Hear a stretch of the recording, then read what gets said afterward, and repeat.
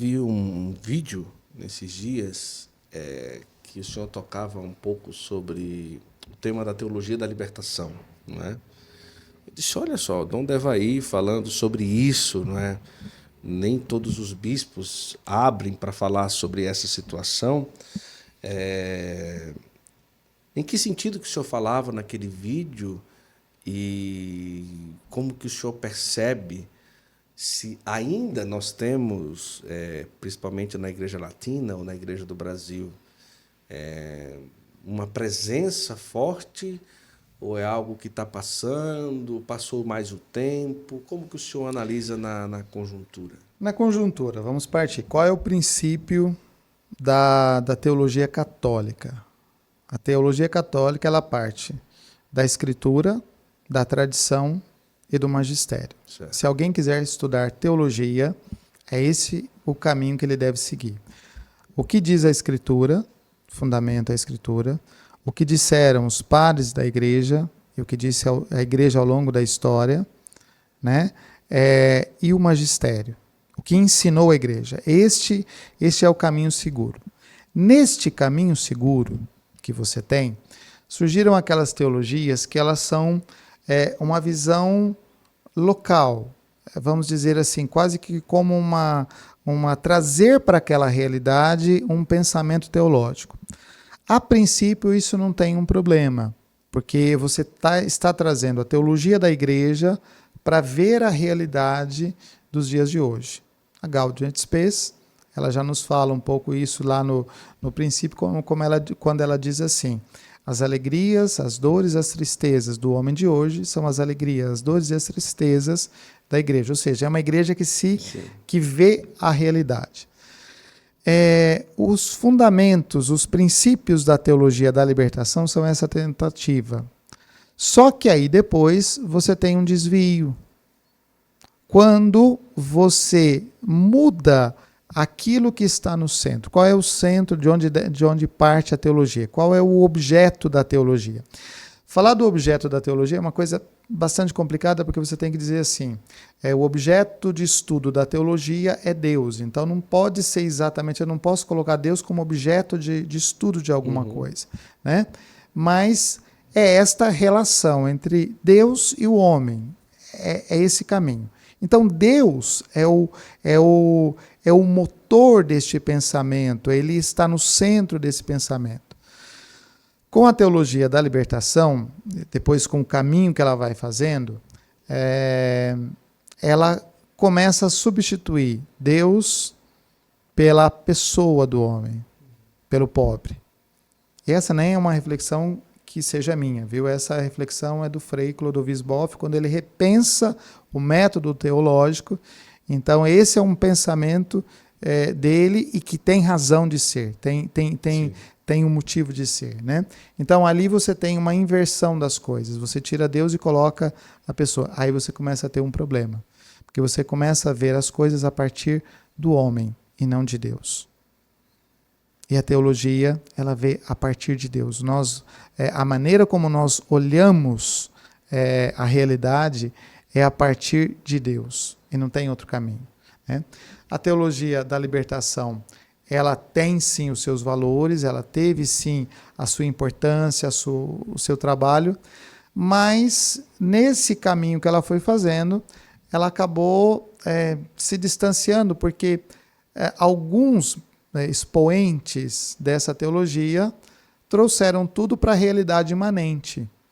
Parece que unicamente tudo aquilo que a igreja pode fazer, tudo aquilo que a igreja faz, todo o trabalho que a igreja faz, se concentra nessa realidade.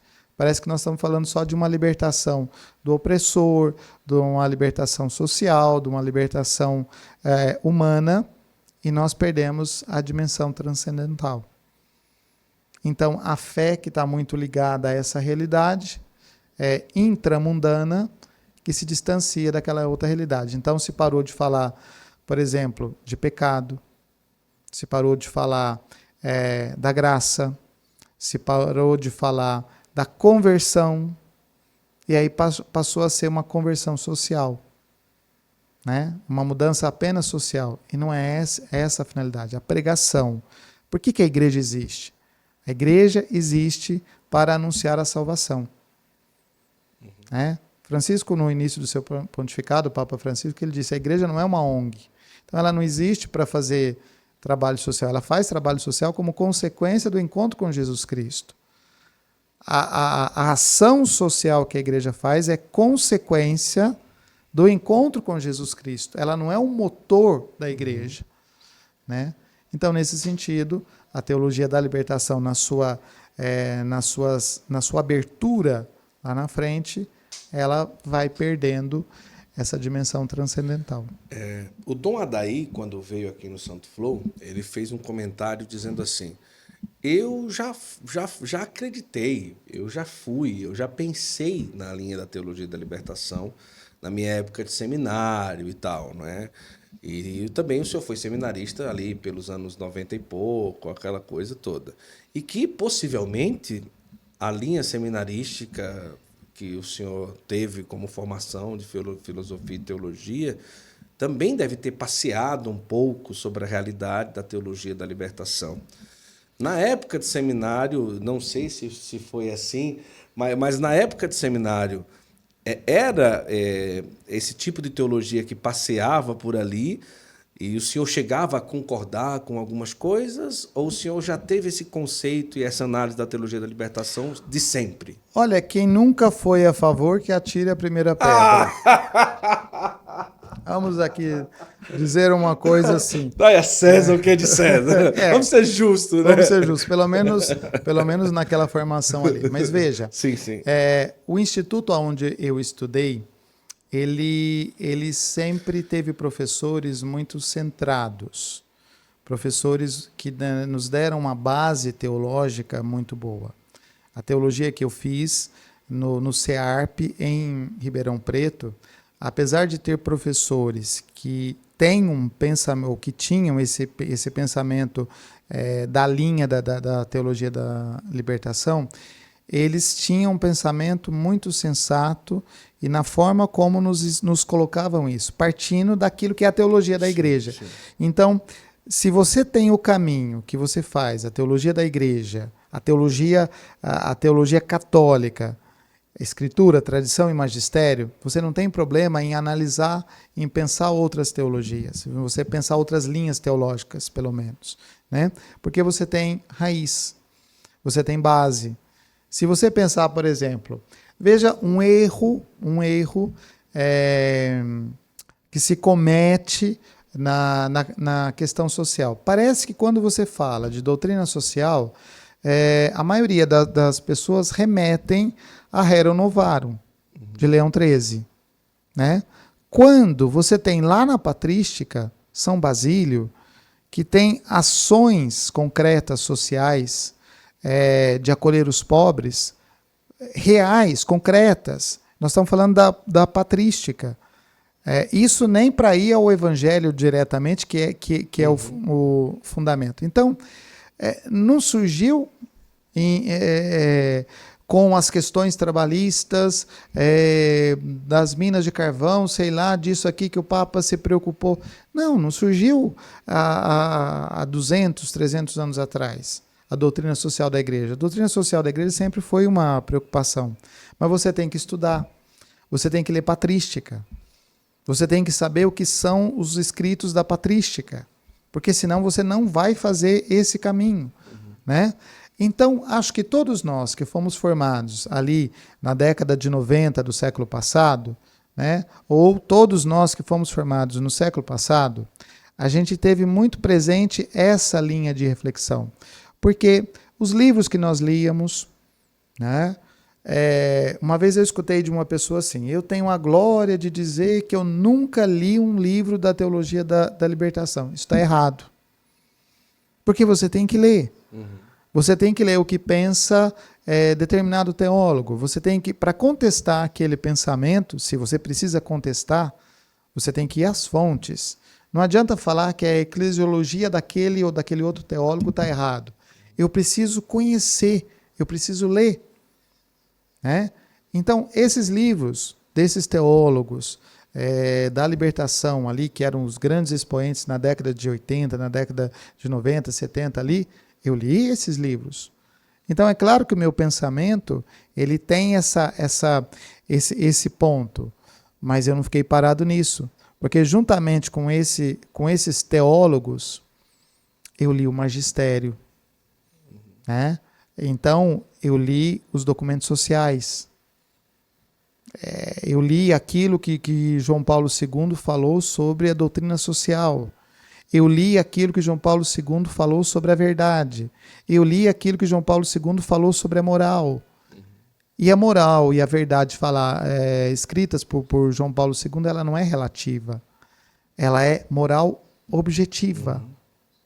Então não tem jeito de você fugir disso. O problema não é se você concorda ou não concorda, se você estudou ou não. O problema é se você lê o teólogo e se você lê o magistério. Porque o teólogo é uma reflexão, mas o magistério é que dá a firmeza, né? Tem um documento da igreja chamada Vocação Eclesial do Teólogo. Esse documento precisa ser lido, porque o teólogo ele é alguém que ajuda a comunidade a crescer. Muitos desses teólogos da libertação tinham boa intenção. Eram homens que fizeram uma boa reflexão, que fizeram isso. Só que quando foi a coisa abrindo, se perderam. Sim. Se perderam. Até em assuntos, né? O que alguns desses teólogos se tornaram? Se tornou uma coisa meio que perdida do ponto de vista, me foge a palavra aqui agora, mas assim, meio holística, meio de colocar tudo sabe, um Deus quase etéreo. Né? Fala tanto de um Deus, mas um Deus que se dissolve na natureza, quase numa coisa assim. Então, o grande problema para mim é isso. E eu concordo com o Dom Adair. Mas quem não fez isso, atire a primeira pedra. Diante da realidade hoje, na igreja, de uma possibilidade ou de uma tendência meio que de extremos, a partir desse momento em que a gente está conversando, podem ter comentários dizendo: eis aí um bispo tradicionalista, eis aí um bispo conservador. Né?